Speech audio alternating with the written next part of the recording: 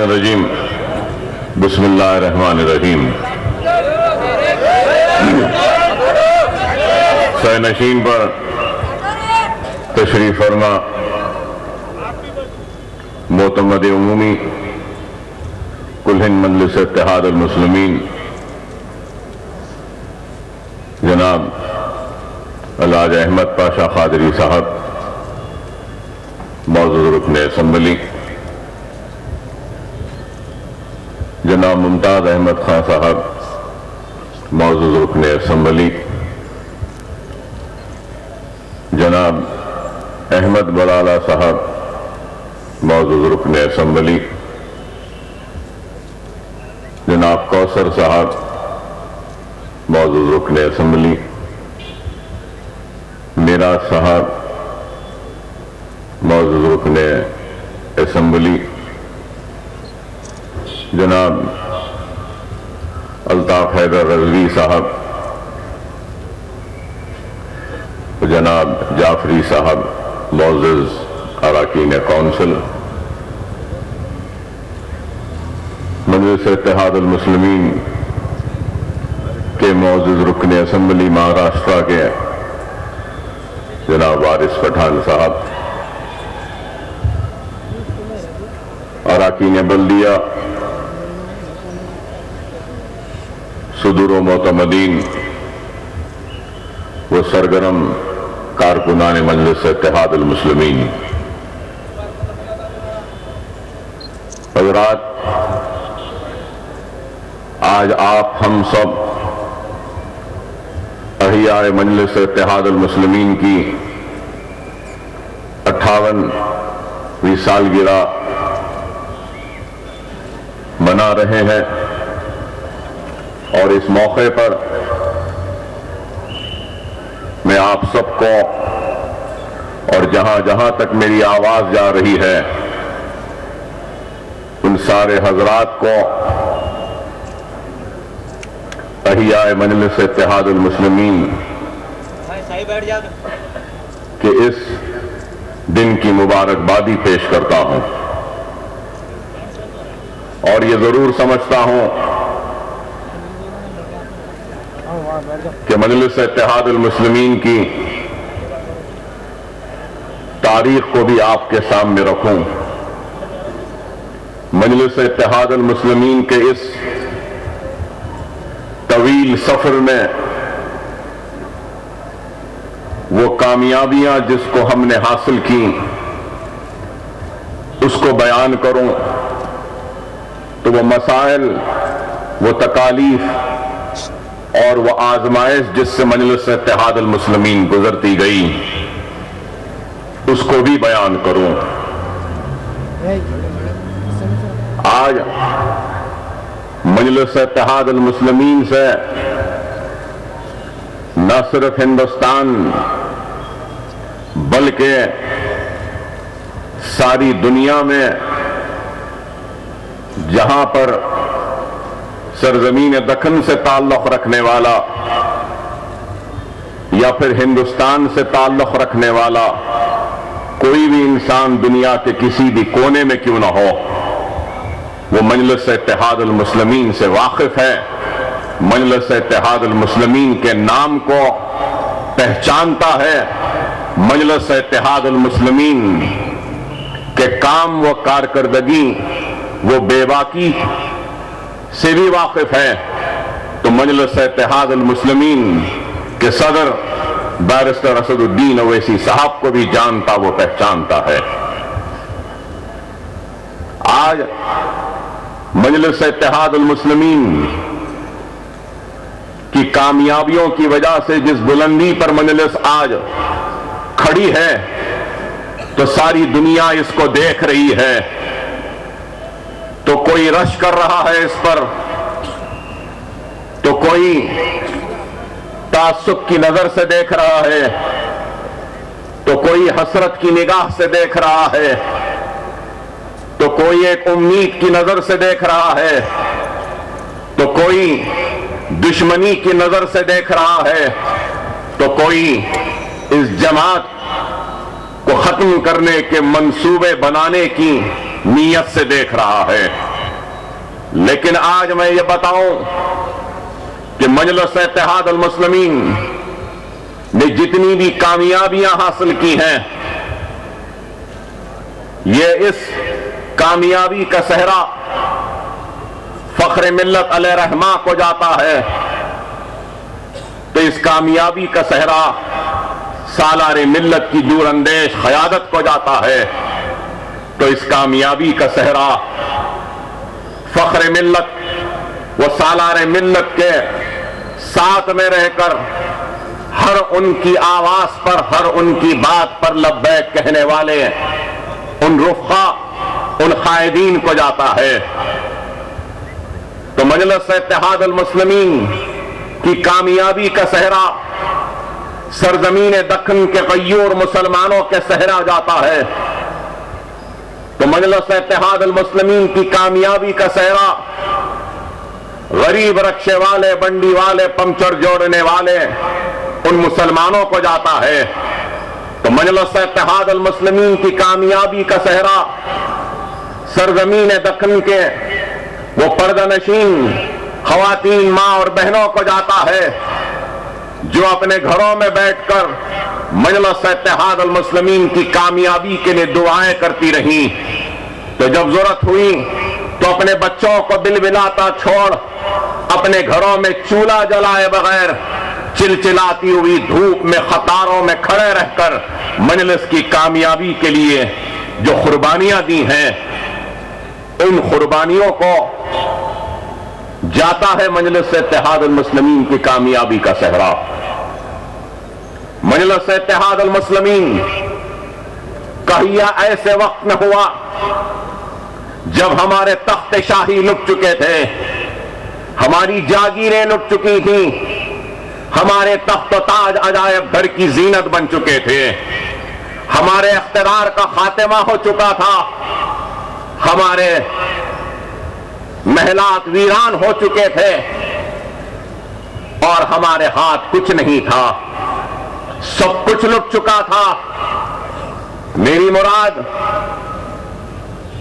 حکومت آصف جائی نظام دکن کے اقتدار کے خاتمے سے ہے، اور نہ صرف اقتدار لٹا، نہ صرف تخت و تاج لٹا، نہ محلات لٹے، نہ صرف ہماری جاگیریں لٹیں، بلکہ ہماری عزتیں بھی لٹیں، ہماری آبرو بھی لٹی، ہمارا خون بہتا رہا، کنووں میں پانی کم، ہماری تیرتی ہوئی لاشیں تھیں۔ اور جب پنڈت نہرو نے مولانا ابوالکلام آزاد اور پنڈت سندر لال کو بھیجا سرزمین دکن کا دورہ کرنے کے لیے، پولیس ایکشن کی تباہی و بربادی کا جائزہ لینے کے لیے، تو پنڈت سندر لال نے اپنی رپورٹ میں لکھا کہ 1.5 لاکھ مسلمانوں کا، انسانوں کا قتل عام ہوا۔ ایسی تباہی و بربادی کہ ہندوستان کی آزادی کے تاریخ میں 50,000 سے زائد فسادات ہوئے، جس میں عزتیں لٹیں، عصمتیں لٹیں، جائیدادیں لٹیں، لہلاتی ہوئی کھیتیاں اجڑیں، لیکن ایسی تباہی و بربادی 50,000 سے زائد فسادات میں نہیں ہوئے جو تباہی و بربادی سرزمین دکن کے لوگوں نے دیکھا، اور ہم مسلمانوں نے، ہمارے آبا و اجداد نے اپنی آنکھوں سے جن کو دیکھا۔ ایسی تباہی و بربادی کہ اگر میں پولیس ایکشن کی داستان کو بیان کروں تو کئی گھنٹے گزر جائیں گے اس ظلم و ستم کی داستانوں کو بیان کرتے ہوئے، لیکن میں ظلم و ستم جتنا ہوا اس کے 1% بھی ترجمانی کرنے میں ناکام رہوں گا۔ ایسی تباہی و بربادی ہوئی، اور ان تباہی و بربادی میں اگر اس کو ایک جملے میں اگر سمیٹنے کی کوشش کرو تو مولانا ابوالکلام آزاد کا وہ جملہ یاد آتا ہے جس میں مولانا ابوالکلام آزاد نے کہا دکن کا دورہ کرنے کے بعد کہ پولیس ایکشن کی تباہی و بربادی و ظلم ایک ایسا ناسور ہے جو میں اپنے ساتھ اپنی خبر میں لے جاؤں گا۔ اور اس وقت ہمارے دامن میں اگر کچھ تھا تو صرف خوف تھا، مایوسی تھی، اقتدار کے جانے کا غم تھا، تو عزتوں کے لٹنے کا درد تھا، سہاگوں کے اجڑنے کا درد تھا، تو بچوں کے یتیم ہونے کا احساس تھا۔ ایسے دور میں، ایسے وقت میں مجلس اتحاد المسلمین کا احیا ہوا تو لوگوں نے مجلس اتحاد المسلمین کا احیا کے وقت وہ لوگ، وہ افراد جو مجلس کا احیا کر رہے تھے، ان کی قوت، ان کی طاقت بننے کے بجائے کئی لوگ ایسے تھے جنہوں نے کہا کہ کیا ضرورت ہے مجلس اتحاد المسلمین کی۔ فخر ملت عبدالواحد اویسی پر انگلیاں اٹھائی گئیں، تنقیدیں کی گئیں، الزام لگایا گیا اور کہا گیا کیا عبدالواحد اویسی صاحب، کیا 1.5 لاکھ سے زائد مسلمان جو مرے، کٹے، لٹے، تباہ ہوئے، کیا یہ ناکافی ہے؟ ہمارے تخت شاہی لٹ چکے، ہمارے ایوان ویران ہو چکے، ہمارے درباریں اجڑ چکی، محلات ویران ہو گئے، لہلاتی ہوئی کھیتیاں اجڑ گئیں، کیا یہ ناکافی ہے؟ کیا آپ احیاء مجلس اتحاد المسلمین کے ذریعے کیا اور جانوں کی قربانی دینا چاہتے ہیں؟ کیا اور کون سی تباہی و بربادی آپ لانا چاہتے ہیں جو مجلس اتحاد المسلمین کا احیا کر رہے ہیں؟ لیکن فخر ملت علیہ رحمہ نے ان تنقیدوں کی پرواہ نہیں کی، ان الزامات کی پرواہ نہیں کی، مجلس اتحاد المسلمین کا احیا کیا اور اپنی جدوجہد کا آغاز کیا۔ اور جب جدوجہد کا آغاز کیا تو مجلس اتحاد المسلمین کے پاس اپنا خود کا کوئی سیاسی دفتر نہیں تھا۔ مجلس اتحاد المسلمین کا احیا جب کیا اور جب صدر بنایا گیا فخر ملت علیہ رحمہ کو، تو اس وقت مجلس کے پاس ایک ٹوٹا قلم، ایک کاغذ کا ٹکڑا بھی نہیں تھا۔ ایسے حالات تھے، ایسا دور تھا، اور اپنی جدوجہد کا آغاز کیا۔ اور جدوجہد کا آغاز کیا تو اس کا نتیجہ کیا ہوا؟ 11.5 مہینے کی جیل فخر ملت علیہ رحمہ مولوی عبدالواحد اویسی صاحب کو ملی۔ چنچل گوڑے کی جیل میں 11.5 مہینے 5.5 فیٹ کے کمرے میں نظر بند کر دیا گیا، قید کر دیا گیا۔ اسی 5.5 فیٹ کے کمرے میں 11.5 مہینے گزارے، گرمی کی تپش کو برداشت کیا، سردی کو برداشت کیا، اور برستے ہوئے بادلوں، گرجتے ہوئے بادلوں کے بارش کے تھپیڑوں کو برداشت کیا، لیکن کبھی اظہار حق سے منہ نہیں موڑا۔ میں یہ بات ضرور بتانا چاہوں گا نوجوانوں کو کہ مولوی عبدالواحد اویسی فخر ملت علیہ رحمہ سرزمین دکن کے جانے مانے اور چوٹی کے وکیل تھے۔ اور یہ بھی ضرور کہوں گا کہ محمد علی جناح سرزمین دکن کو آئے تھے ایک مقدمے میں، تو ایک طرف محمد علی جناح تھے تو دوسری طرف عبدالواحد اویسی تھے، اور عبدالواحد اویسی نے ایسا جرح کیا، ایسا مقدمہ لڑا کہ جناح صاحب جس موکل کی پیروی کر رہے تھے اس میں محمد علی جناح کو شکست ہوئی تھی اور مولوی عبدالواحد اویسی کو کامیابی ملی تھی۔ نظام دکن نے اپنے اس پٹ پر ایسے ہاتھ مار کر کہا کہ سرزمین دکن میں بھی ایسے وکلا ہیں جو محمد علی جناح کو شکست دے سکتے ہیں۔ ایسے چوٹی کے وکیل مولوی عبدالواحد اویسی اپنی وکالت کو چھوڑ دی، اپنی پریکٹس کو چھوڑ دیا، اور مجلس اتحاد المسلمین کے احیا اور یہ خوف اور مایوسی میں مبتلا مسلمانوں کے ذہنوں سے خوف اور مایوسی کے بادلوں کو ہٹانے کا بیڑا اٹھایا. اور آج مجلس اتحاد المسلمین کا اتنا شاندار دفتر ہے، یہ دارالسلام ہے، یہ اتنی بلند عمارتیں ہیں، تو آج یہ سب کچھ کیسے ممکن ہوا؟ یہ سب کچھ ممکن ہوا تو صرف اور صرف اتحاد کی وجہ سے اور قربانی کی وجہ سے، وہ دور اندیشی کی وجہ سے. لیکن آج ہم کو اپنی تاریخ کو بھولنا نہیں چاہیے.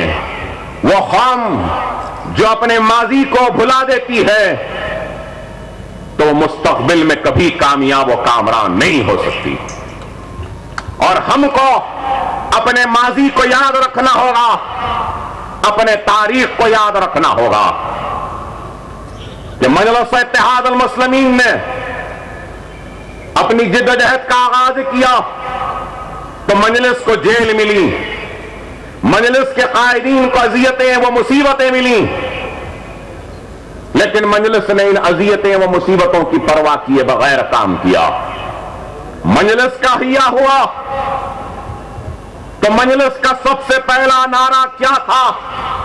مجلس نے اپنے احیا کے وقت سب سے پہلے فخر ملت علیہ رحمان نے اگر کچھ کہا اور نعرہ دیا تو یہ دیا کہ اے مسلمانوں، کلمے کی بنیاد پہ منظم ہو جاؤ، متحد ہو جاؤ. دوسرا نعرہ دیا تو احیاء مجلس کے ذریعے ہم مسلمانوں کی تعلیمی پسماندگی کو دور کریں گے. تیسرا نعرہ دیا تو یہ دیا کہ احیاء مجلس کے ذریعے ہم مسلمانوں کی کمزور معیشت میں ایک استحکام بخشیں گے. اور اس کے بعد جو نعرہ دیا احیاء مجلس کے وقت وہ یہ تھا کہ مجلس اتحاد المسلمین سیاسی میدان میں جدوجہد کرے گی، انتخابات میں حصہ لے گی. مجلس نے یہ نہیں کہا احیاء کے وقت کہ ہم سیاست میں حصہ لیں گے، یا ایم ایل اے یا ایم پی یا کاؤنسلر یا پھر اقتدار کے ایوانوں میں بیٹھنے کا کام کریں گے. مجلس نے اپنے احیاء کے وقت سب سے آخر میں اگر کچھ کہا تو انتخابات میں حصہ لینے کی بات کہی.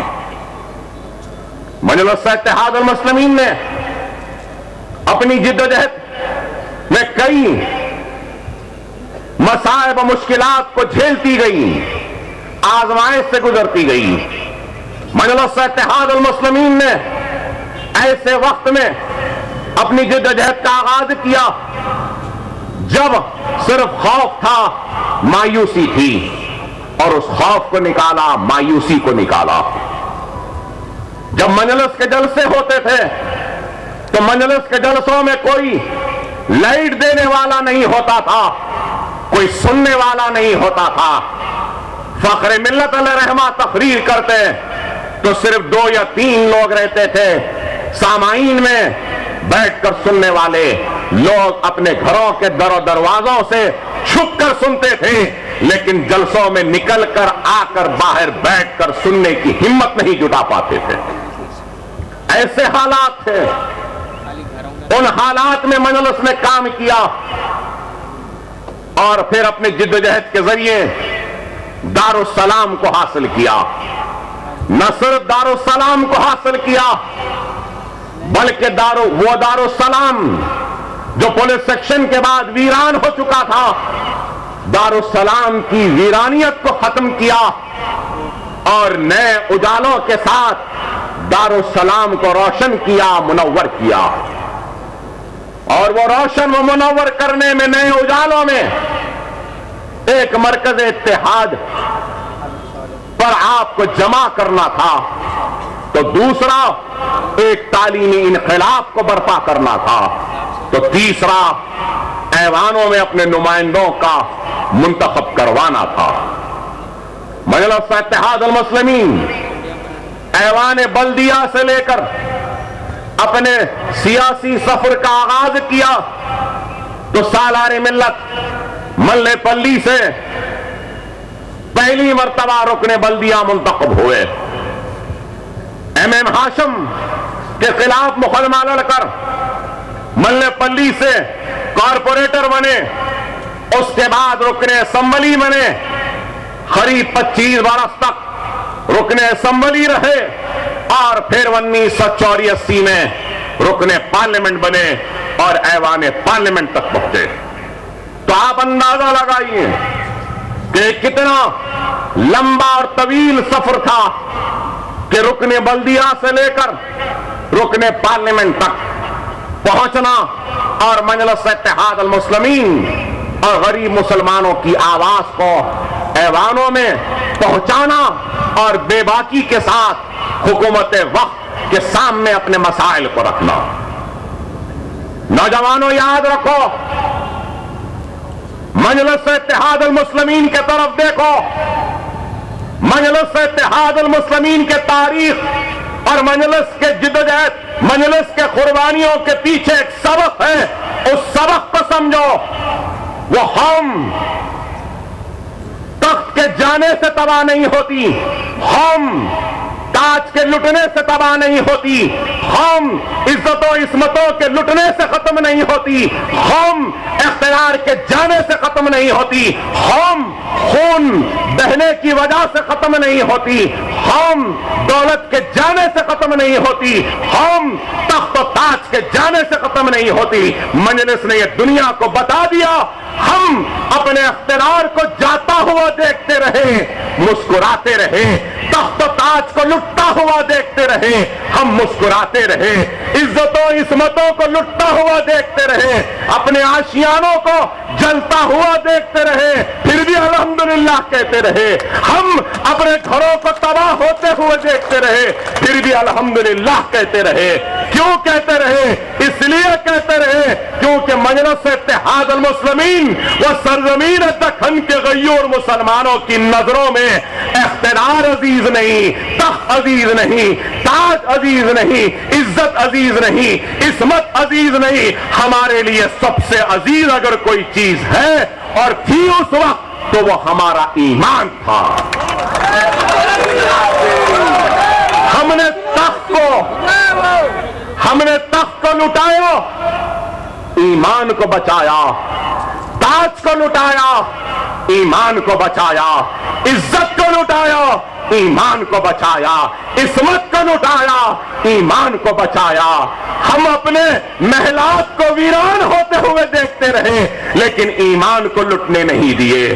ہم ہماری کھیتوں کو اجڑتا ہوا دیکھتے رہے لیکن ایمان کی حفاظت کرتے رہے.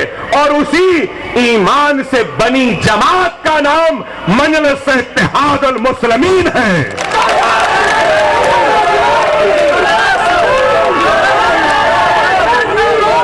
یہ ہے مجلس اتحاد المسلمین.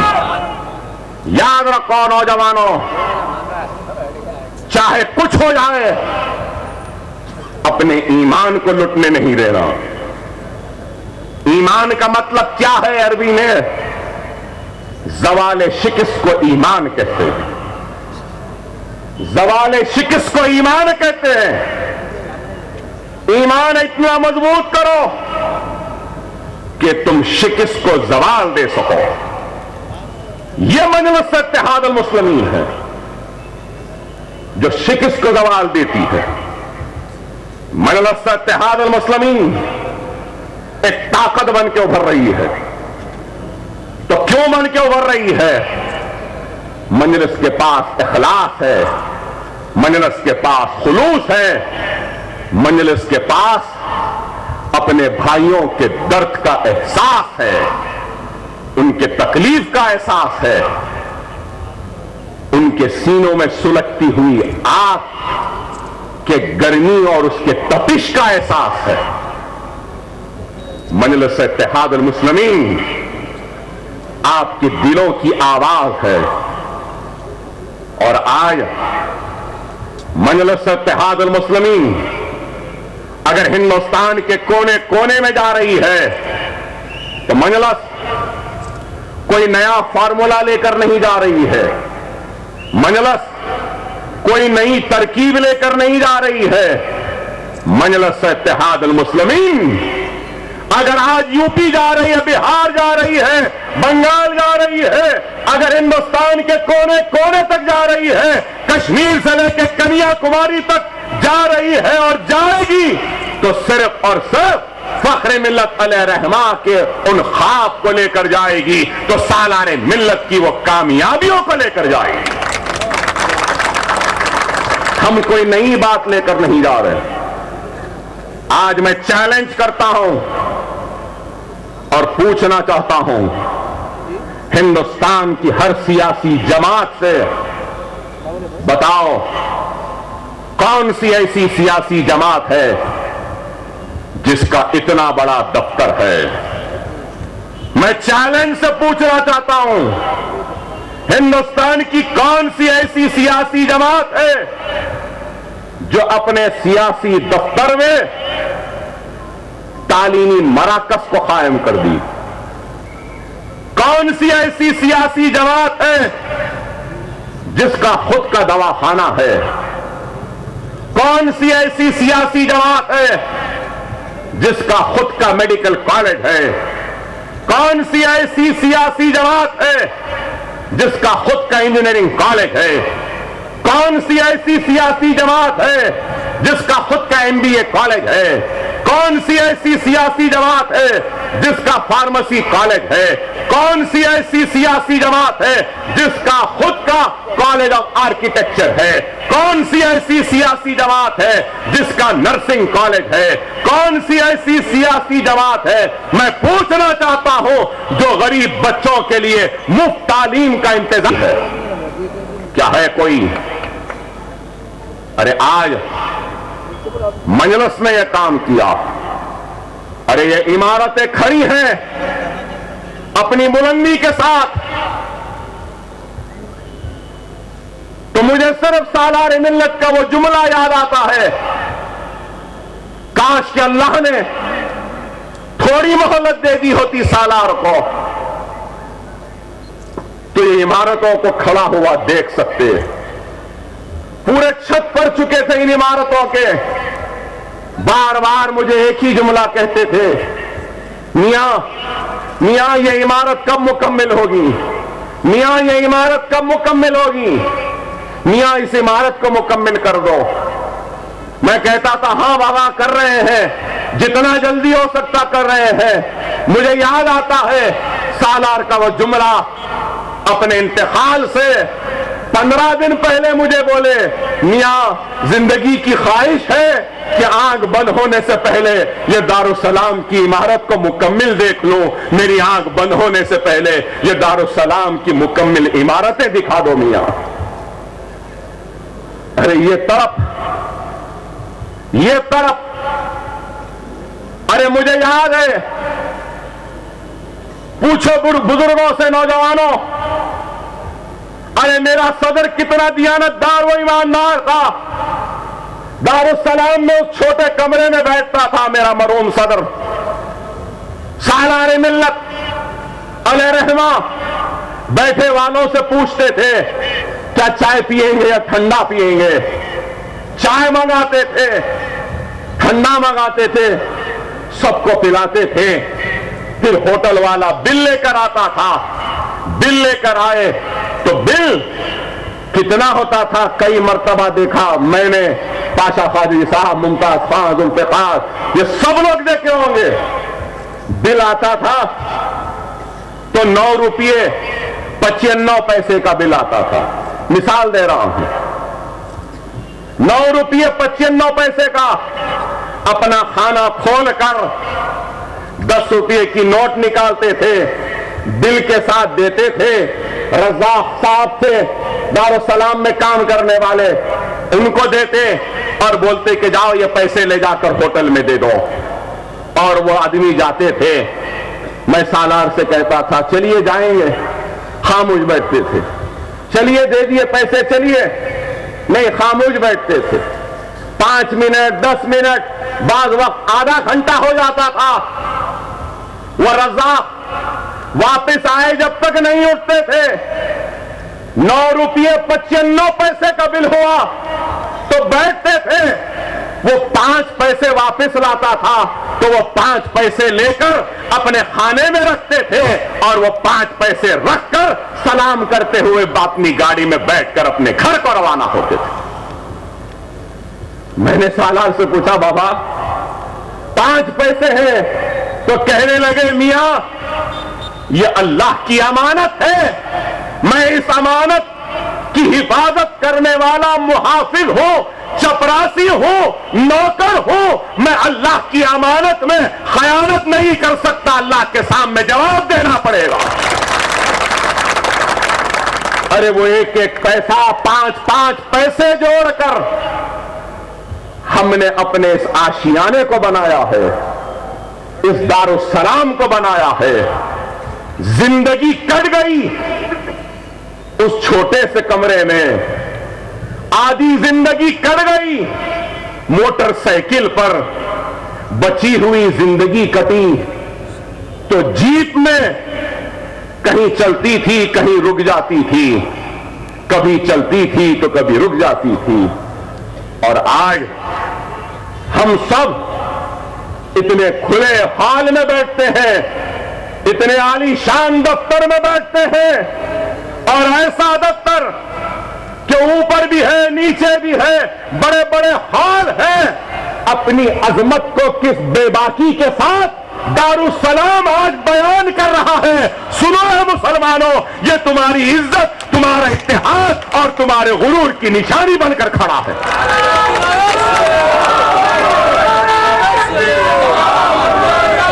ارے نوجوانوں تم کو نہیں معلوم، جب انجینئرنگ کالج ملا تو سالار اس کونے کے کمرے میں بیٹھتے تھے، تو یہ ہال، اس کے پیچھے کا ہال، یہ ٹیپی صاحب جو بیٹھتے ہیں، خواتین کا ہال، یہ سب کچھ انجینئرنگ کالج کے لیبس تھے، اور وہ وہاں جو جھاڑ ہے، اس جھاڑ کے نیچے انجینئرنگ کے بچوں کو بٹھا کر پڑھایا کرتے تھے۔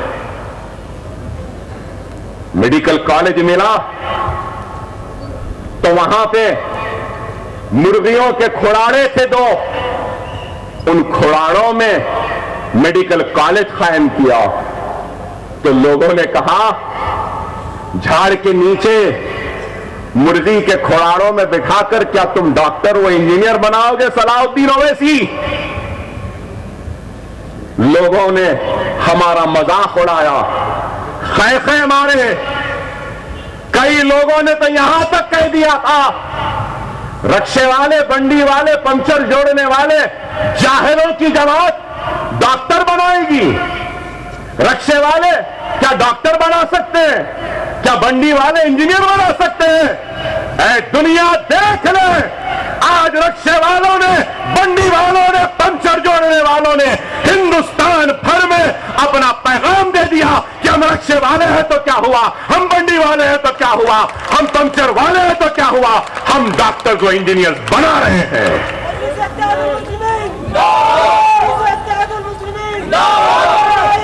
ارے بتاؤ میرے بھائی، ارے مجھے سالار کے وہ جملے یاد آتے ہیں کہ اس دواخانے و کالجز کی در و دیوار میں میرا پسینہ ہے تو بارگاہ رب العزت میں فریاد لے کر اور سبز گنبد والے سرکار مدینہ کی بارگاہ میں وہ پیش ہونے والے میرے آنکھوں کے آنسو بھی ہیں۔ یہ جملے ہوتے تھے سالار کے۔ اویسی ہاسپٹل، اسرا ہاسپٹل، آج میں پرسوں ہی بیٹھ کر گن رہا تھا، آج تک کبھی نہیں گنا۔ سنو مجلس اتحاد المسلمین کے چاہنے والوں، ٹوٹا قلم کاغذ نہیں تھا ہمارے پاس۔ میڈیکل کالج، اویسی ہاسپٹل، اسرا ہاسپٹل، ہمارے ہیلتھ سینٹرز، ان سب کو لے لیں تو مکمل رقبہ کتنا ہے آپ کو معلوم؟ کتنا ہے معلوم آپ کو؟ 13,47,000 اسکوائر فٹ کا رقبہ ہے۔ 13 लाख मेरे भाई, 13,47,000 स्क्वायर फीट का एरिया है मेडिकल कॉलेज ओवैसी हॉस्पिटल व सरा हॉस्पिटल का। और अगर ये कैंपस ले लें 13 लाख और ये कैंपस को मिला लेते हैं तो आपको मालूम कितना रकबा है? करीब 23,2,000 स्क्वायर फीट का रकबा है। 23 लाख अगर आज बनाने चाहें तो कम से कम 2,000 रुपये तो लगेंगे ना, कम से कम 23 लाख 2,000 रुपये से कितना हुआ मेरे भाई? आप खुद अंदाजा कर लो। सालार कहते थे, मुझे याद है, बुजुर्गों को याद होगा, सालार कहते थे टुट्टा कलम व कागज नहीं मिला। आज मजलिस के असासे 400 करोड़ से जाहिर है। अरे मैं आज सालारे मिल्लत के कारनामों को बयान करते हुए कहता हूं कि हमको टूटा कलम वो कागज नहीं मिला था, लेकिन आज मजलिस इत्तेहादुल मुस्लिमीन के असासे 5,000 करोड़ से जायद के हैं।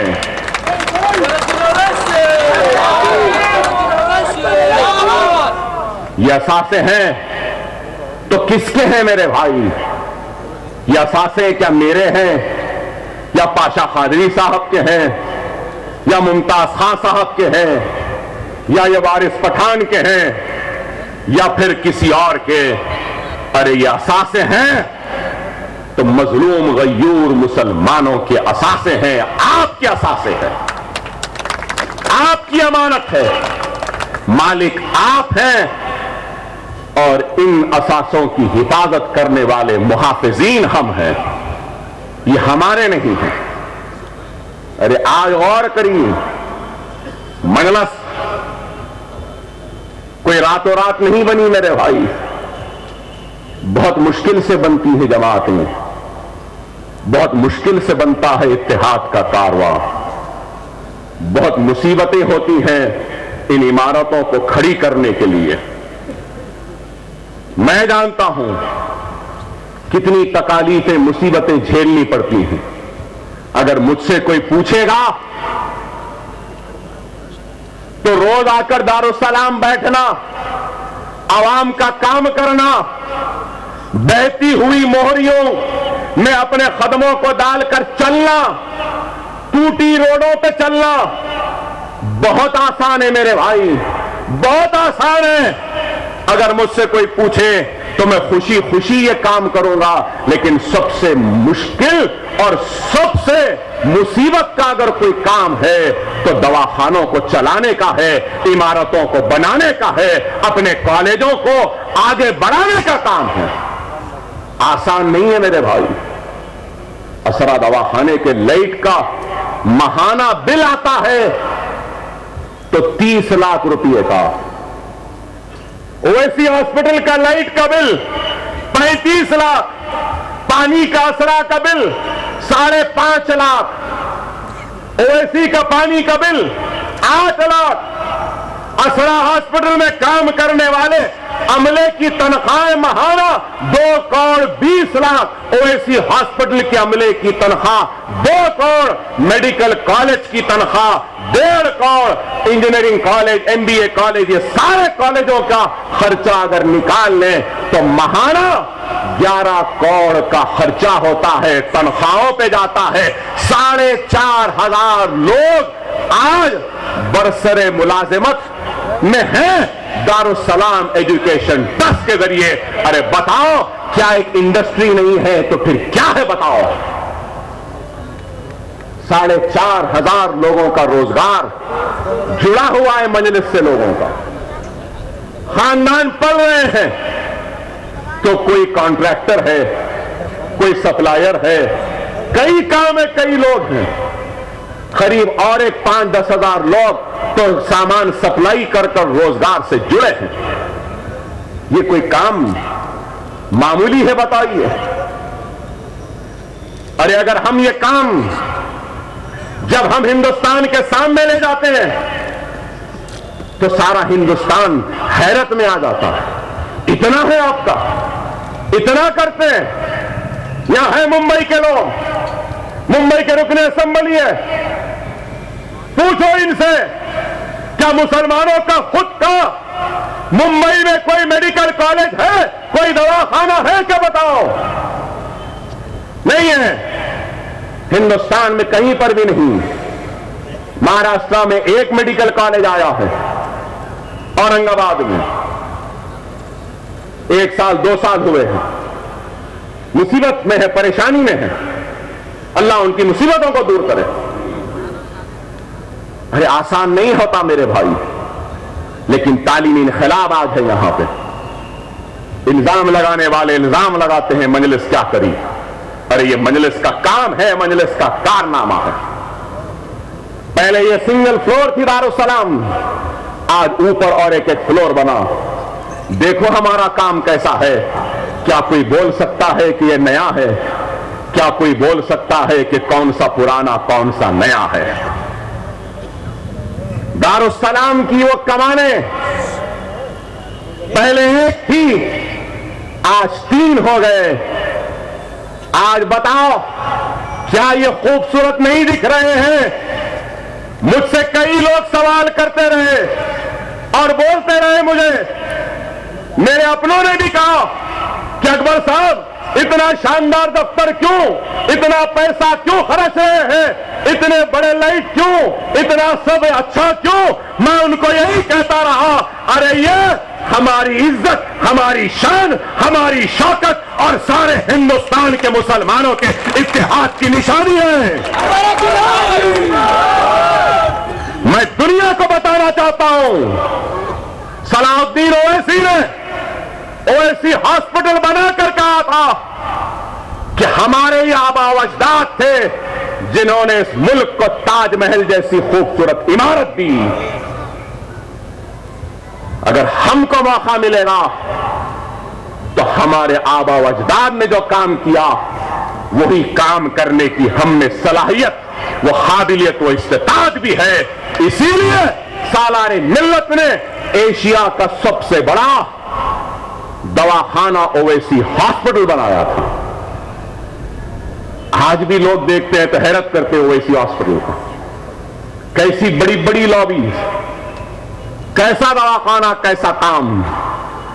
آج بھی ہندوستان سے ہر کوئی دارالسلام آتا ہے, اس عمارت کے سامنے کھڑے رہ کر تصویر کھینچتا ہے, جاتا ہے. تو ہم نے اس عمارت کو اتنا حسین بنایا ہے, اس عمارت کو اتنی اچھی بنائی ہے, اس عمارت کو اتنا مضبوط بنایا ہے کہ دیکھنے والے دیکھیں اور حیرت کریں.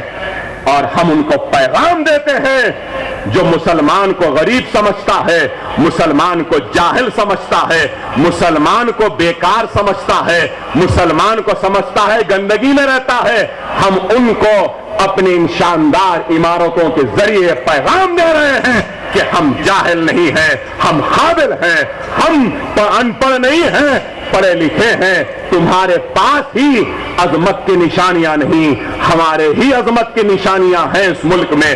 ابھی بھی اس ملک کو عظمت کی نشانیاں دینے کی صلاحیت ہے تو وہ ہم ہی میں ہیں. یہ پیغام دیتے ہیں. الحمدللہ اللہ نے بہت کام لیا ہم سے. اسرا ہاسپٹل, آج اسرا دواخانہ 1400 بستر کا دواخانہ, 500 روپئے میں ڈائلسس, 500 روپئے میں سٹی اسکین, 3400 میں MRI, 5000 میں انجیوگرام, 25000 میں اسٹنٹ کے ساتھ انجیوپلاسٹی, 800 روپئے میں نارمل ڈیلیوری, 1200 میں سیزیرین. ارے اور بھی بولتا رہوں گا. ارے آج کئی نوجوان ہیں نا یہاں پہ, امریکہ میں بہت بڑی یونیورسٹی ہے, ہارورڈ یونیورسٹی, بہت بڑی یونیورسٹی. ہارورڈ سے لوگ آئے, آ کے اسرا کو دیکھے, اویسی کو دیکھے, اتنے پیسے میں چلا رہے ہیں تو ڈالرز میں کنورٹ کرے, ڈالرز میں کنورٹ کرے. اور حیرت و سکتے میں ہارورڈ کا ڈین بیٹھ گیا اور بولنے لگا مسٹر اویسی یہ کیسا ممکن ہے اتنے پیسے میں آپ چلا رہے ہیں؟ اللہ کا کام ہے، اللہ چلا رہا ہے۔ اور اس کے بعد ہارورڈ والوں نے مجھ سے کہا کہ اکبر صاحب آپ ہارورڈ کو آئیے، ہم آپ کا لیکچر رکھنا چاہتے ہیں کہ ہاسپٹل اسرا وہ اویسی کو اتنے لو تعرف پر کیسے چلا رہے ہیں، ہم آپ سے سیکھنا چاہتے ہیں۔ یہ مجلس کا کام ہے، یہ مجلس کا کام ہے۔ ارے آج لوگ کیوں نہیں سمجھتے اس کام کو؟ تھوڑی دیر کے لیے اپنی آنکھیں بند کر لو اور تصور کرو کہ مجلس نہیں، یا دارالسلام نہیں، اویسی نہیں، اسرا نہیں، یا تعلیمی ادارے نہیں، تو ہمارے پاس کیا ہوگا اور کیا حال ہوگا؟ تھوڑی دیر کے لیے آنکھوں کو بند کر کے تصور کرو۔ کہاں جائے گا ہمارا پرانے شہر کا باشندہ؟ عثمانیہ بند ہو گیا، ادھر ادھر بکھر گیا، فسادات ہوتے تو زخمی مسلمان ڈاکٹر کی توجہ کے لیے تڑپتا رہتا اور تڑپ تڑپ کر دم توڑ دیتا۔ ارے آج پوچھتے ہو کہ مجلس نے کیا کیا؟ اللہ نہ کرے کبھی حیدرآباد میں کوئی فساد ہو، اللہ نہ کرے کوئی اس میں زخمی ہو، اللہ نہ کرے کہ ہمارا کوئی بھائی پولیس کی گولی لگے یا چاقو سے زخمی ہو جائے۔ اگر گولی لگے گی، زخمی ہوگا، تو اللہ کا شکر ہے عثمانیہ ہاسپٹل، گاندھی ہاسپٹل میں جا کر تڑپ تڑپ کے دم توڑنے کی ضرورت نہیں ہے، ہم کو کہیں جانے کی ضرورت نہیں ہے۔ ہمارا خود کا دواخانہ ہے، اسرا ہے، اویسی ہے، ڈاکٹر ہے، دوائیں ہیں، آپریشن تھیٹر ہے، سب کچھ ہے۔ ہم کو کسی کے رحم کی، کسی کی محتاجی کی ضرورت نہیں ہے، ہمارا خود دواخانہ ہمارا علاج کر لے گا۔ انشاءاللہ دنیا دیکھ لے گی اکبر الدین اویسی کم از کم فی الحال وہ انالاٹڈ جو 600 ایکڑ زمین ہے اس کو تو پہلے وقف بورڈ اور مسلمانوں کے ہاتھ میں لے لے گا اس سیشن میں۔ اگر وہ بھی مل جائے، اس پر اگر کچھ ہو جائے تو خدا کی قسم ہم کو کسی ریاستی حکومت کے بجٹ کی، ان کے امداد کی، ان کے مدد کی ضرورت نہیں ہے۔ ہمارے آبا و اجداد نے جو جائیدادیں چھوڑی ہیں وہی کافی ہے ہماری غربت، ہماری جہالت کا خاتمہ کرنے کے لیے۔ آج یہ کام ہے۔ انیس الغربہ 4800 گز زمین انیس الغربہ کی مجلس نے حاصل کی۔ پی ڈبلیو ڈی کا آفس تھا، اس کو ہم لیے روڈ وائڈنگ میں گئے، بول کے 4800 گز زمین انیس الغربہ کو دے دی گئی ہے۔ بہترین نقشہ بنا رہا ہوں، غریب اور یتیم لڑکے اور لڑکیوں کے لیے، یتیم خانے کی تعمیر کے لیے بہترین خوبصورت، اور انشاءاللہ تعالی نقشہ جب بن جائے گا تو تعمیر کا آغاز اکبر الدین اویسی اپنے ذاتی صرفے میں سے 1 کروڑ روپیہ دے کر آغاز کرے گا، اور عوام سے اپیل کرے گا کہ رمضان کے اپنے زکوٰۃ کے پیسوں میں سے کچھ حصہ اس یتیم خانے کی تعمیر کے لیے دے دو، اس انیس الغربہ کے لیے دے دو۔ ہم وہ کریں گے۔ ارے آج یہ کام ہے، 70 ریزیڈنشل سکول آ رہے ہیں ریاست میں، الیکٹریسٹی اور واٹر کے پرانے ایریئرز کی معافی، یہ کس کا کارنامہ؟ ارے میں غلط نہیں، دارالسلام کی اس پاک سرزمین پہ کھڑے رہ کے کہہ رہا ہوں۔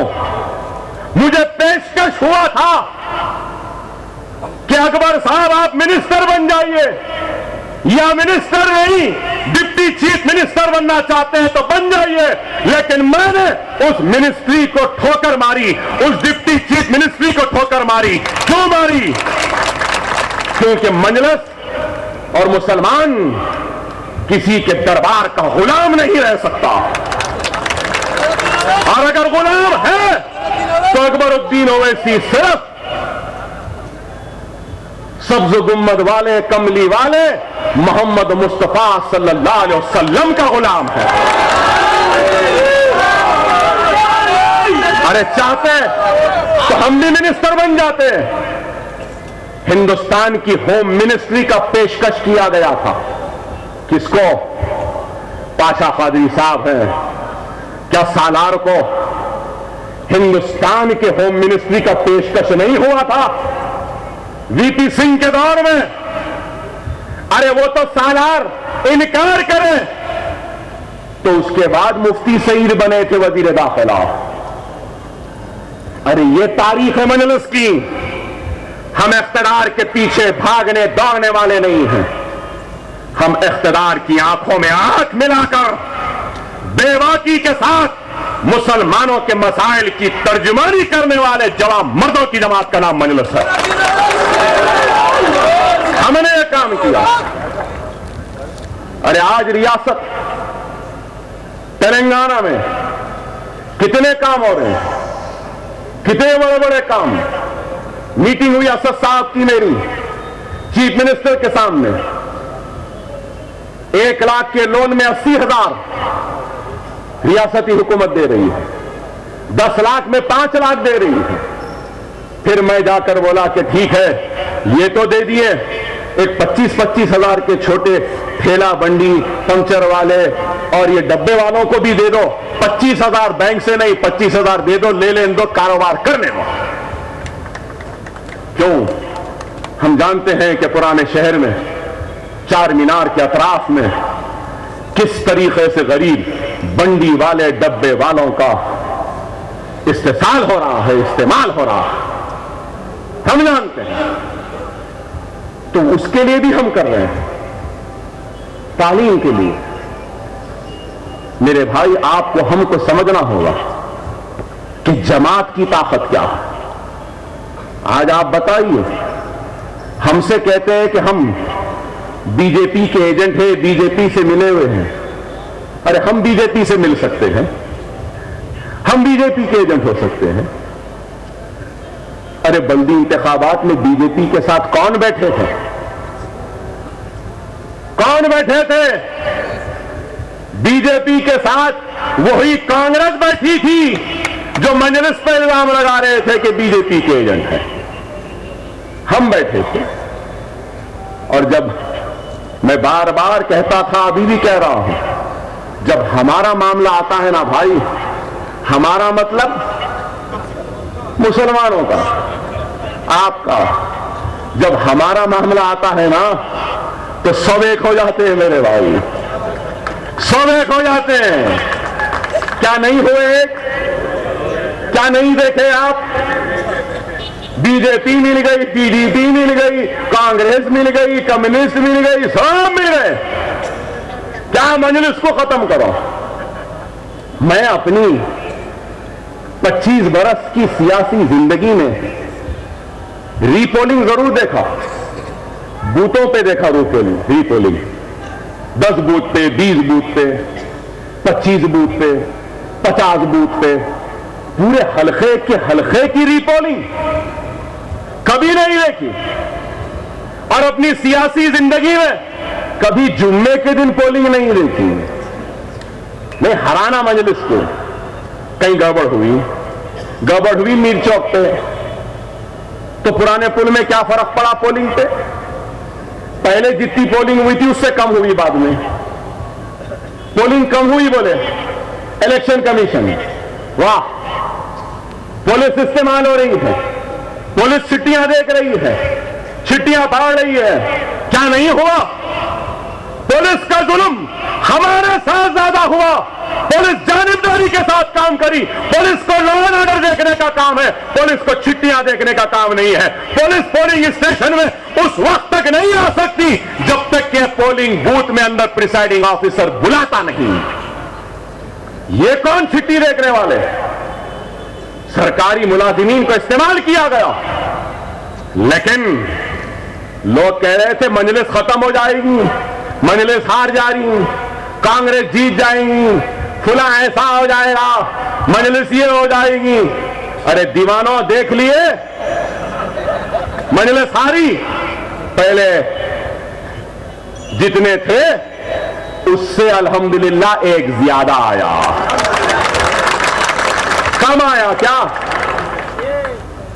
ارے جب مودی کی لہر چلی تو موسیٰ کے کنارے، موسیٰ ندی کے کنارے اس لہر کو دم توڑنا پڑا. جب اندرا کی لہر چلی تو جبھی بھی موسیٰ ندی کے کنارے اس لہر کو دم توڑنا پڑا. جب این ٹی آر کی لہر چلی تو موسیٰ ندی کے دامن میں اس لہر کو بھی دم توڑنا پڑا. آج ٹی آر ایس کی چلی تو چلی، لیکن موسیٰ ندی پر اس کو بھی دم توڑنا پڑا.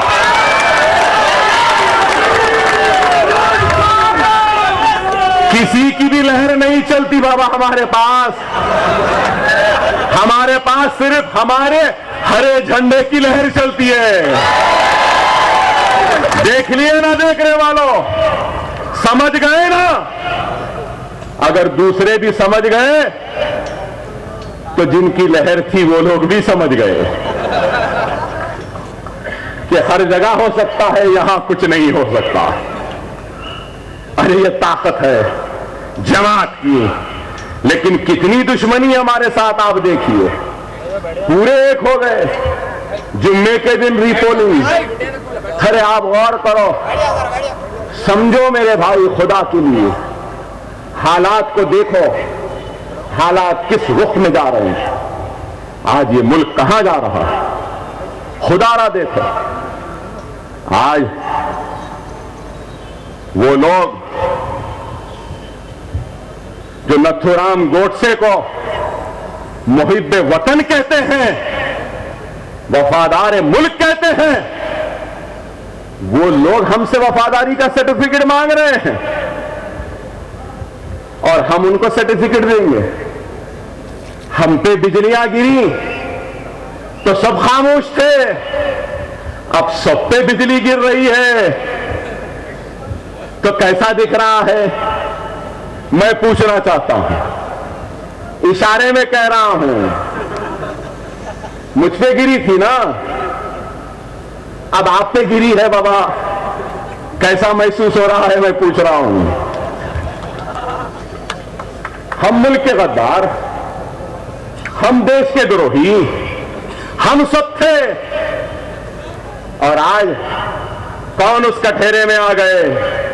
کل کو میں نے کہا تھا کہ اکبر الدین اویسی بھگت سنگھ کے ساتھ کھڑا ہے، تو آج سب کہہ رہے ہیں کہ ہم بھگت سنگھ کے ساتھ ہیں. نہیں بابا، صرف بھگت سنگھ کے ساتھ نہیں، تم اکبر الدین اویسی کے بھی ساتھ ہو. تم اکبر الدین اویسی کے بھی ساتھ ہو. ہم بولے تو بولے بولے بولے بولے، کیا کریں گے بھائی؟ کتنا ظلم کتنا ستم ہم پہ نہیں ہوا، لیکن ہم خاموش رہے. کیا ہم آہ بھی نہیں کرنا؟ بتاؤ. آج کہتے ہیں کہ سیڈیشن کے چارجز لگائے گئے ہیں کنہیا پر، اس پر، دوسروں پر. ارے میں پوچھنا چاہتا ہوں، ہندوستان کی آزادی کے تاریخ میں سب سے بڑا ملک سے غداری کا اگر کوئی اقدام ہوا ہے، ملک کو تقسیم کرنے کا کوئی قدم ہوا ہے، ملک کو مذہب کے بنیاد پہ بانٹنے کا کوئی عمل ہوا ہے، تو بابری مسجد کی شہادت تھی. بابری مسجد کے شہادت کرنے والے ان مجرمین پر سیڈیشن کا چارج کیوں نہیں لگائے؟ کیوں نہیں لگائے؟ میں پوچھنا چاہتا ہوں. لگانا تھا. ارے کانگریس، تمہاری نااہلی، تمہاری ناکامی، تمہارا غرور، تمہارا تکبر اور گاندھی خاندان سے تمہاری غلامی نے نتھورام گوڈسے اور انگریزوں کے درباروں میں گردن جھکائے کھڑے رہنے والے انگریزوں کے جاسوسوں کے ہاتھ میں آج اس ملک کی باغ و دوڑ چلے گئی. آج آپ بتائیے کیا ہو رہا ہے؟ ملک کہاں جا رہا ہے؟ آپ بتائیے. فرقہ پرستی کی طرف تیزی سے بڑھ رہا ہے. یہ ملک کو آج سب سے بڑا خطرہ اگر کسی چیز سے ہے تو وہ فرقہ پرستی کی سوچ سے ہے۔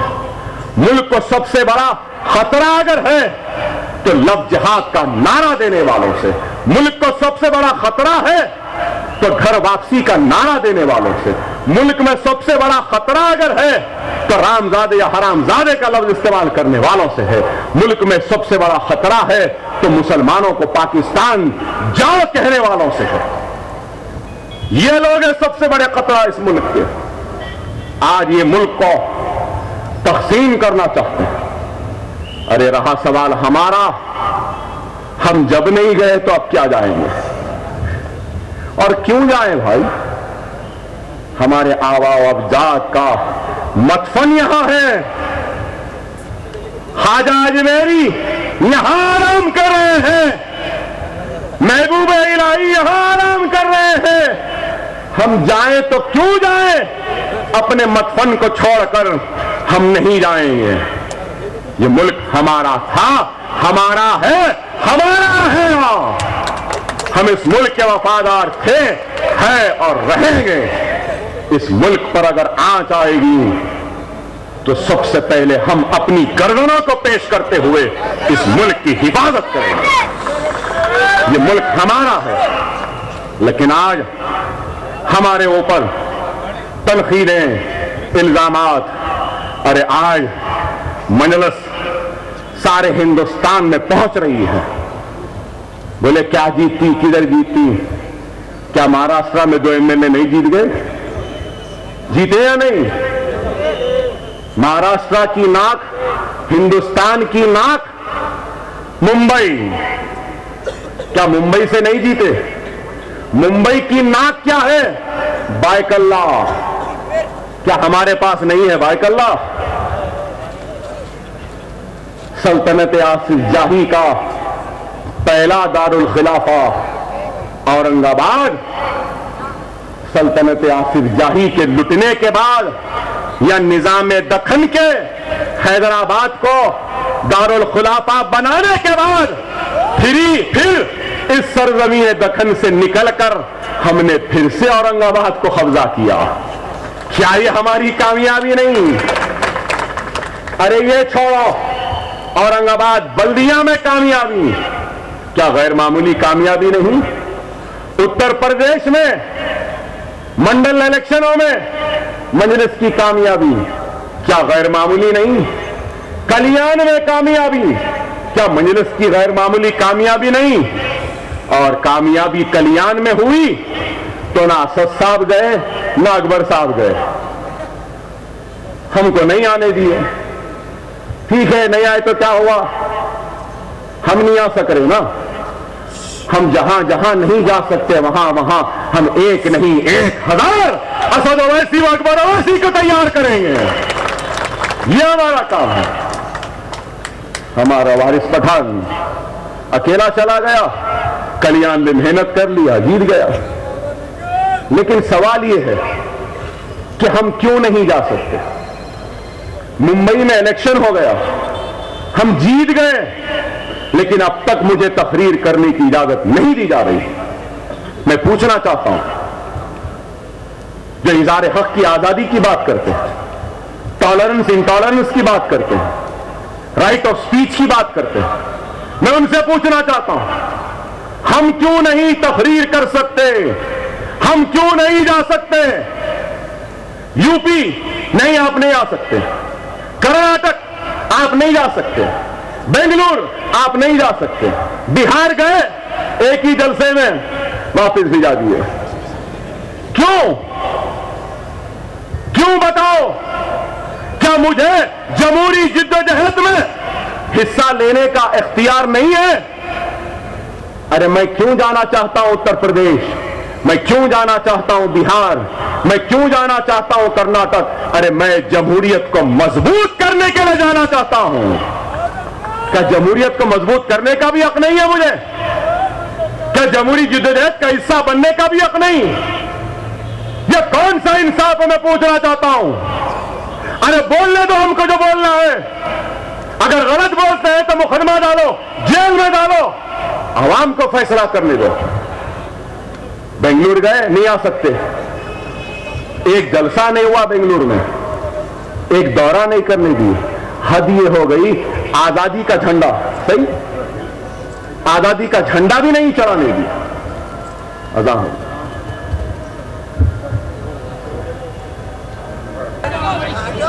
کرناٹک و بنگلور بھی نہیں جانے دیے, بہار میں بھی نہیں جانے دیے, اور جہاں بھی جانا چاہتے ہیں پروگرام پرمیشن کی درخواست جاتی ہے تو درخواست سے پہلے مقامی پولیس اسد صاحب یا میرے قیامگاہ پہ آ جاتی ہے. پونا میں پرمیشن دیا گیا, اکبر صاحب آ رہے ہیں بولا گیا, تو میں جانے سے پہلے پونا کی پولیس میرے گھر پر تھی. نہیں اکبر صاحب, آپ پونا تو چھوڑیے, مہاراشٹر کی سرحد میں 1 مہینے تک داخل نہیں ہو سکتے. کیا اکبر الدین اویسی کیا اس ملک کا شہری نہیں ہے؟ کیا ہم برابر کا حق نہیں رکھتے؟ کیا ہم دوسرے درجے کے شہری ہیں؟ ارے جتنا حق اس ملک پر نریندر مودی کا ہے اتنا ہی حق اکبر الدین اویسی کا بھی ہے.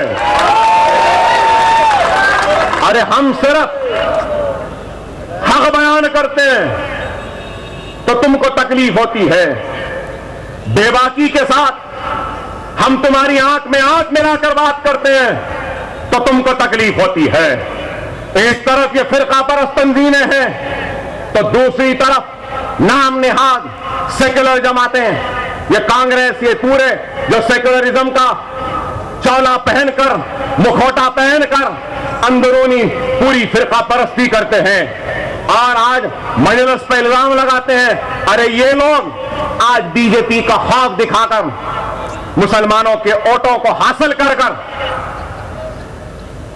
اقتدار پر بیٹھ کر مسلمانوں کے ساتھ ناانصافی کرتے آئے ہیں. آج ان کی ناانصافی کو مجلس بے نقاب کر رہی ہے تو ہم بی جے پی کے ایجنٹ, ہم بی جے پی سے لڑ رہے ہیں تو بی جے پی کہتی ہے یہ ملک کے دشمن, ملک کے غدار.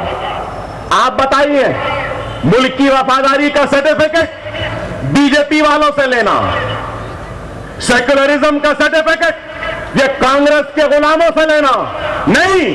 نہ ہم ان سے لیں گے کوئی سرٹیفکیٹ, نہ ان سے لیں گے, ہم ان سے بھی لڑیں گے, ان سے بھی لڑیں گے, سب سے لڑیں گے. لڑتے آئے ہیں ہماری اس تاریخ میں اور آگے بڑھ کے کامیاب ہوتے رہے ہیں.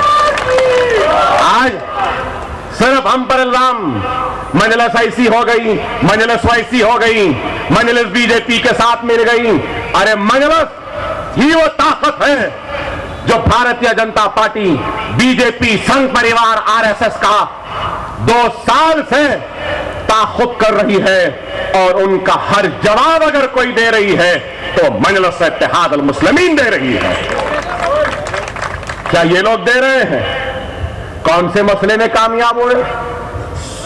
حیدرآباد سینٹرل یونیورسٹی کے مسئلے میں کیا کامیاب ہوئے؟ کیا جے این یو کے مسئلے میں کامیاب ہوئے؟ کہیں پر بھی نہیں ہوئے, اور ہو بھی نہیں سکتے, کیونکہ ان کے پاس وہ دور اندیشی نہیں ہے, وہ عقل نہیں ہے.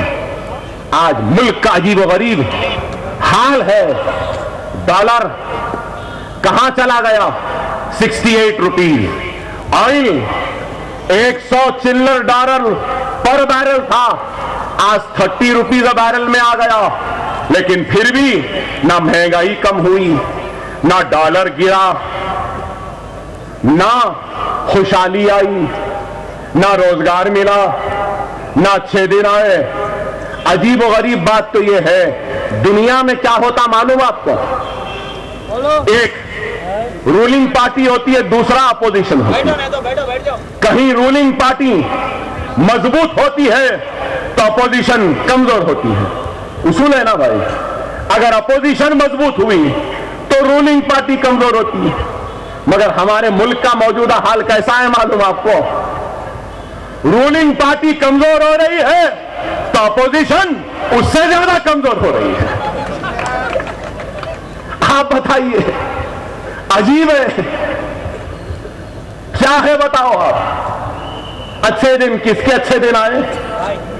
کوئی دیکھے کرپشن ختم، خاتمہ کیا ختم ہوا؟ روزگار ملے گا بولے کیا ملا؟ کیا ہوا؟ اور یہ ہے، ایک طرف یہ ہے تو دوسری طرف یہ کانگریس ہے. کیا ہے بتائیے؟ آپ بتائیے.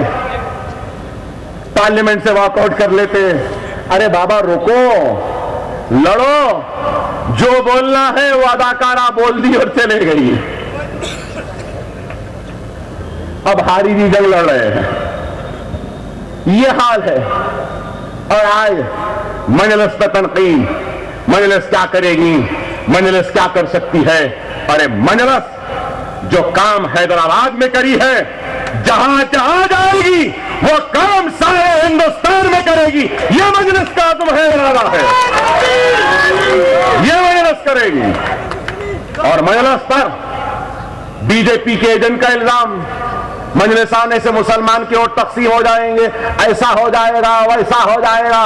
ارے بابا ایسا ہون دو، ویسا ہون دو. ہمارا نصیب تو سانپوں میں رہنا ہی ہے نا، رہنا ہی ہے. اب دیکھنا یہ ہے کون سے سانپ میں کم زہر ہے. اب آپ کوئی اشارے میں کہہ رہا ہوں،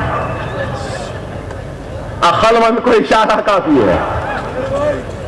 ہمارا مسئلہ ہے تو سب ایک ہو جاتے ہیں بھائی. مجلس پر تنقید کرنے والوں یاد رکھ لو، مجلس اتحاد المسلمین دیانت داروں کی جماعت ہے، ایمانداروں کی جماعت ہے، خلوص والوں کی جماعت ہے، اور ایمان کی حرارت رکھنے والے غلام مصطفیٰ کی جماعت ہے. مجلس اتحاد المسلمین رسول اللہ صلی اللہ علیہ وسلم کے غلاموں کے غلاموں کے غلاموں کے غلاموں کی جماعت ہے. مجلس اتحاد المسلمین بی جے پی یا بابری مسجد کے شہید کرنے والے ان مجرمین، گجرات کو جلانے والے وہ قاتلوں سے کبھی بھی ہاتھ نہیں ملائے گی. ارے اگر ضرورت پڑی تو ہم شہروں کو چھوڑ دیں گے، جنگلوں کا رخ کر لیں گے، جنگلی جانوروں کے ساتھ زندگی گزار لیں گے، سانپوں اور بچھوؤں کو گلے کا ہار بنا لیں گے، ان ہاتھوں پہ سانپوں اور بچھوؤں کو دودھ پلا لیں گے. بھوک لگی تو جھاڑوں کے جڑوں کو کاٹ کر کھا کر اپنے پیٹوں کو بھر لیں گے. لیکن خدا کی قسم، ہماری عزتوں کو، ہماری عصمتوں کو، ہمارے خون کو بہانے والے قاتلوں اور اللہ کے گھر کو شہید کرنے والے ظالموں سے کبھی ہاتھ نہیں ملائیں گے. یہ مجلس ہے، یہ مجلس ہے. مجلس اتحاد المسلمین لڑ رہی ہے. ایوان میں چاہے 1 منٹ ملو یا 5 منٹ ملو. کس طریقے سے بولتا ہے ہمارا صدر بتاؤ؟ آپ کا صدر ہماری حیدرآباد کی ناک، شان، مسلمانوں کی آواز بن کر ایوان پارلیمنٹ میں شیر کی طرح کھڑے ہو کر بولتا ہے. کوئی ہے؟ ارے کوئی نہیں ہے. بے باکی کا نام اگر کوئی ہے تو وہ مجلس ہے. سمجھو میری بات کو میرے بھائی. آج میرے لیے سب سے فکر کی بات ہے اور تکلیف کی بات ہے، وہ یہ ہے کہ ہم نے اتنا کیا، حکومت وقت کو اپنا دشمن بنا لیا. سنگ پریوار وہ آر ایس ایس کی نظروں میں کھٹکنے لگے. ہماری گردنوں پہ انعام لگنے لگے. ہمارے گردنوں کی قیمت 1-1 کروڑ تک لگ گئی. ہم جیلوں میں چلے گئے. اتنا سب کچھ کر دیا، پھر بھی ہماری پولنگ 40%، 45%. کیا ہمارا کام 100% نہیں رہا میرے بھائی؟ میں پوچھنا چاہتا ہوں، یہاں آپ بیٹھے ہیں، کیا ہمارا کام 40% ہے؟ یا 100%؟ میں پوچھنا چاہتا ہوں آپ سے. پھر پولنگ 40% کیوں ہے؟ میرا سوال ہے. اگر آپ 40% پولنگ کریں گے اور میں بھی اگر 40% کام کروں تو اچھا دکھے گا آپ کو. خیر 40% ہو یا 4% ہو، مجلس اقتدار کے لیے کام نہیں کرتی، اپنی آخرت کے لیے کام کرتی. مگر میرے بھائی، ہم کون ہیں؟ ہم کیا ہیں؟ ہماری کیا حیثیت ہے؟ ہم کچھ نہیں ہیں. اگر کچھ ہیں تو آپ کی اتحاد کی وجہ سے ہے. ہماری کچھ حیثیت ہے تو آپ کی دعاؤں کی وجہ سے. اگر ہمارے جملوں میں، ہمارے خطابت میں اگر طاقت ہے حکومت سے غرانے کی، ان کے سامنے کھڑے رہ کے للکارنے کی ہمت ہے، تو وہ آپ کے ووٹوں کی وجہ سے ہے. اگر آپ کا ووٹ کم ہوگا، آپ کا اتحاد کمزور ہوگا، تو پھر ہمارا وجود کمزور ہوگا، ختم ہوگا. غور کرو میرے بھائی، میری آواز جہاں جہاں تک جاتی ہے. آج ہندوستان حیدرآباد کی طرف دیکھ رہا ہے، اور اس حیدرآباد کو صرف ہندوستان نہیں بلکہ اکبر الدین اویسی بھی دیکھ رہا ہے، میں بھی دیکھ رہا ہوں.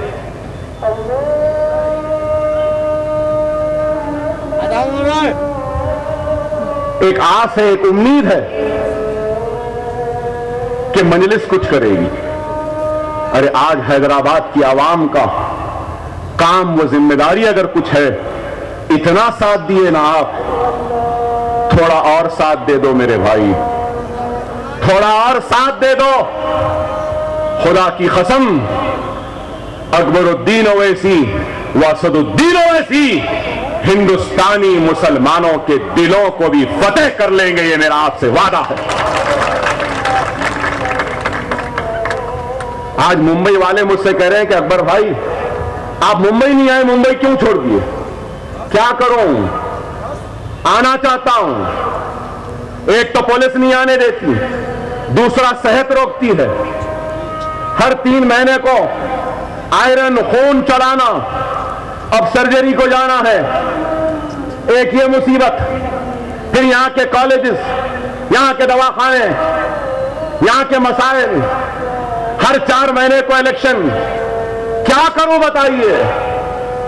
اور پھر اس کے بعد میرا بھائی 45%، 40% پولنگ. تو میں گھر چھوڑوں تو کیسا چھوڑوں بتاؤ؟ اگر گھر چھوڑ کر جاؤں گا تو دشمن میرے گھر کو اجاڑ دے گا، دشمن میرے گھر کو بکھیر دے گا، دشمن میرے گھر کی اینٹوں کو، در و دیوار کو توڑ کر ہلا دے گا. وہ خوف ہے جو بڑھتے ہوئے قدم لوٹ کر آ جاتے ہیں اپنی گھر کی حفاظت کے لیے. ارے کیا 58 برس میں آپ کے گھر کی حفاظت آپ خود کرنے کے اہل نہیں ہو سکے؟ کیا آپ 58 برس کی مجلس کی تاریخ میں اپنے گھر کی در و دیوار کی حفاظت کرنے کے اہل نہیں بنے؟ بن گئے میرے بھائی. اب آپ کو اکبر اویسی، اسد اویسی کی ضرورت نہیں ہے، کیونکہ سرزمین دکن میں ہر گھر میں اکبر الدین اویسی ہے، ہر گھر میں اسد الدین اویسی ہے. اور آپ کو چاہیے کہ آپ بولیں کہ جاؤ اویسی برادران، جاؤ، یو پی کا مسلمان تمہارا انتظار کر رہا ہے. گھر کو چھوڑو، ہم دیکھ لیں گے. تم جاؤ لاتور کو، جاؤ جہاں مسلم پولیس والے کو شیو سینا، بجرنگ دل، RSS والوں نے پیٹا ہے، تم اس کے احتجاج کو لیے جاؤ، اس کے انصاف کے لیے جاؤ. آپ کو کہنا پڑے گا کہ جاؤ اسد اویسی و اکبر اویسی، تم اخلاق کے گھر والوں کے پاس جاؤ، تم نعمان کے پاس جاؤ، تم زاہد کے پاس جاؤ، ہم اپنی گھر کی حفاظت کریں گے. آپ کو بولنا پڑے گا. نہیں اگر آپ کہیں گے کہ نہیں آپ یہیں رہو یہیں کرو, تو میرے بھائی اللہ کے سامنے مجھے بھی جواب دینا پڑے گا, آپ کو بھی جواب دینا پڑے گا کہ اتنی صلاحیت, اتنی قابلیت, اتنی ہمت, اتنی محبت, اتنی چاہ, اتنی طلب کے باوجود تم ان مظلوم مسلمانوں کے پاس نہیں جا سکے, نہیں گئے, تو اللہ بھی ہم سے ناخوش ہوگا. خدا را سمجھو میرے بھائی, ہماری سب سے بڑی کمزوری ہے کیا ہوتا بھائی, ہم کچھ کرو یا نہ کو کرو, ووٹ ڈالو یا نہیں ڈالو, مجلس ہی جیتتی, بس بیٹھے ہوئے. نہیں میرے بھائی, آپ کی ووٹ ہماری ہمت بنتا ہے, آپ کا ووٹ ہماری طاقت بنتا ہے, آپ کا ووٹ ہمارا عزم بنتا ہے, آپ کا ووٹ ہماری ہمت بنتا ہے. آپ کا ووٹ سنگ پریوار B J P R S S سے مقابلہ کرنے کی حکمت عطا کرتا ہے ہم کو. سمجھو اس بات کو. وہ مسلمان اس وقت تک مسلمان نہیں ہوتا جب تک کہ اس مسلمان کے سینے میں دوسرے مسلمان کے دکھ و تکلیف کا احساس نہیں. ایک مسلمان دوسرے مسلمان کا کیسا ہوتا ہے, جیسے کہ جسم ہے اور ایک اعضاء اگر خراب ہو جائے تو ویسا ہی دوسرا مسلمان کا رشتہ ہے. جس طریقے سے جسم سے اعضاء کا رشتہ ہے, ہاتھ کا پیر سے, پیر کا ہاتھ سے, دل کا دماغ سے, اس طریقے سے ایک مسلمان کا رشتہ دوسرے مسلمان سے. لیکن آج اگر ہم نہیں سمجھیں گے تو میرے بھائی پھر کیا ہوگا؟ وہی ہوگا, میں تو کہوں گا کہ 2 نہیں 10 اسد اویسی اکبر اویسی بھی ایک جگہ آ جائیں تب بھی ایک سالار ملت نہیں بن سکتے. وہ صلاحیت, وہ قابلیت, وہ دور اندیشی, وہ خطابت کا معیار تھا سالار کا. لیکن جب سالار کے قدم آگے بڑھے, گھر کو ہلایا گیا, سالار پلٹ کے واپس آئے.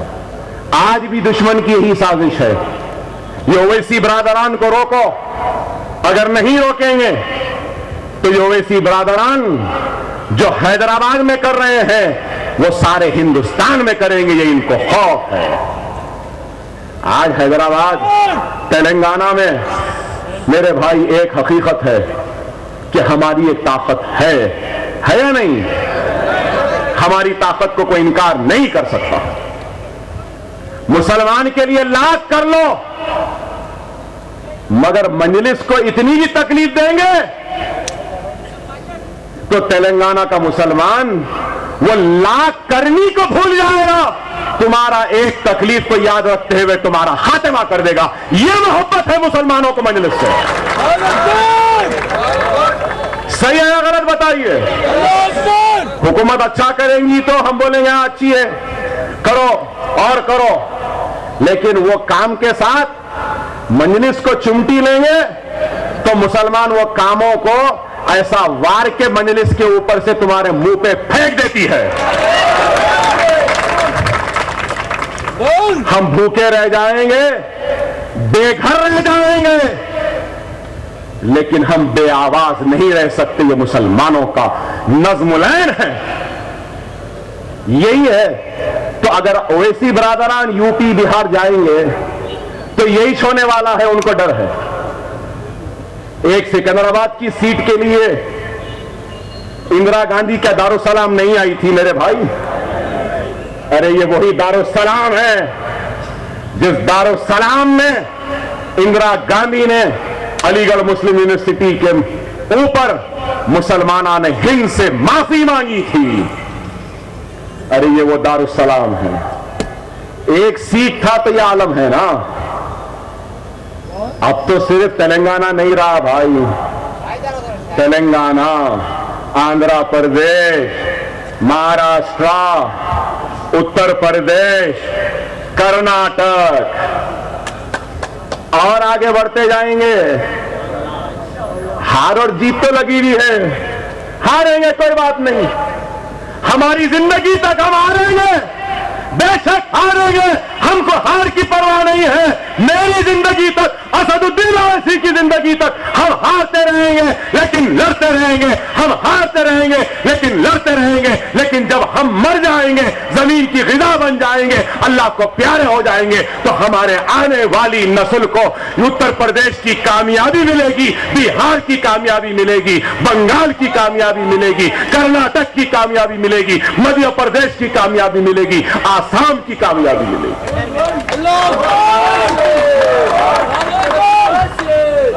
کیا ہار کی ڈر سے ہم بہار اور یو پی و بنگال جانا چھوڑ دیں؟ نہیں، یو پی بہار بنگال تو چھوڑو، یو پی بہار بنگال تو چھوڑو، جا چکے ہیں، انشاءاللہ تعالی مجلس عنقریب کشمیر کو بھی جائے گی۔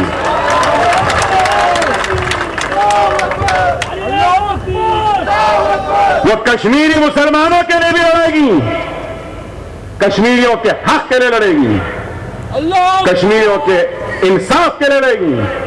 کشمیر ہندوستان کا اٹوٹ حصہ ہے، لیکن کشمیریوں کو بھی ہندوستان کا اٹوٹ حصہ سمجھنے پر مجلس مجبور کرے گی کہ وہ کشمیری بھی ہندوستانی ہے، ان کو حق دو، ان کو انصاف دو، ان کو روزگار دو، ان کو تعلیم دو، ان کی زندگی میں خوشحالی لاؤ۔ مجلس کرے گی، مجلس کشمیر بھی جائے گی، انشاءاللہ مجلس گجرات کو بھی جائے گی، احسان جعفری کے قاتلوں سے انصاف مانگے گی اور احسان جعفری کے خاندان کو انصاف دلائے گی مجلس، انشاءاللہ تعالی مجلس کام کرے گی۔ میرے بھائی، مگر وقت و حالات کی نزاکت کو سمجھیے، خدا را بڑا نازک وقت ہے ملک پر، ہم کو ایسے نازک وقت میں اپنے صفوں میں اتحاد کو پیدا کرنا ہوگا۔ اگر ہماری صف میں اتحاد نہیں ہوگا تو پھر ہماری تباہی و بربادی ہوگی۔ تباہی و بربادی کے بعد ماتم کرنے سے کچھ ہونے والا نہیں ہے۔ ہم کسی مذہب کے خلاف نہیں ہیں، نہ ہندو دھرم کے خلاف ہے، نہ سناتن دھرم کے خلاف ہے، نہ کسی اور دھرم یا مذہب کے خلاف ہے۔ ہم خلاف ہیں تو بی جے پی، سنگھ پریوار، آر ایس ایس، بجرنگ دل، وشو ہندو پریشد اور شیو سینا اور جتنی بھی فرقہ پرست تنظیمیں ہیں، ہم ان کے خلاف ہیں، اور ان کے خلاف ہماری جدوجہد جاری رہے گی، اور ہماری جدوجہد، ہماری لڑائی جمہوریت کے دائرے میں رہے گی، دستور کے دائرے میں رہے گی، اس سے باہر نہیں جائے گی۔ لیکن ہم پیچھے مڑ کر دیکھنے والوں میں سے نہیں ہیں۔ وقت آئے گا تو ہم سینے پہ گولی کھائیں گے، پیٹھ پہ کھانے والوں میں سے نہیں ہیں۔ انشاءاللہ تعالی مجلس کام کرے گی تو میں اپنے تقریر کے اختتام پر پھر سے ساری عوام کو احیاء مجلس اتحاد المسلمین کے موقع پر 58ویں سالگرہ پر مبارکبادی پیش کرتا ہوں، اور اللہ سے دعا کرتا ہوں کہ اللہ فخر ملت علیہ رحمہ، سالار ملت علیہ رحمہ، وہ مجلس اتحاد المسلمین کے سارے مرحوم قائدین کو جنت میں اعلیٰ مقام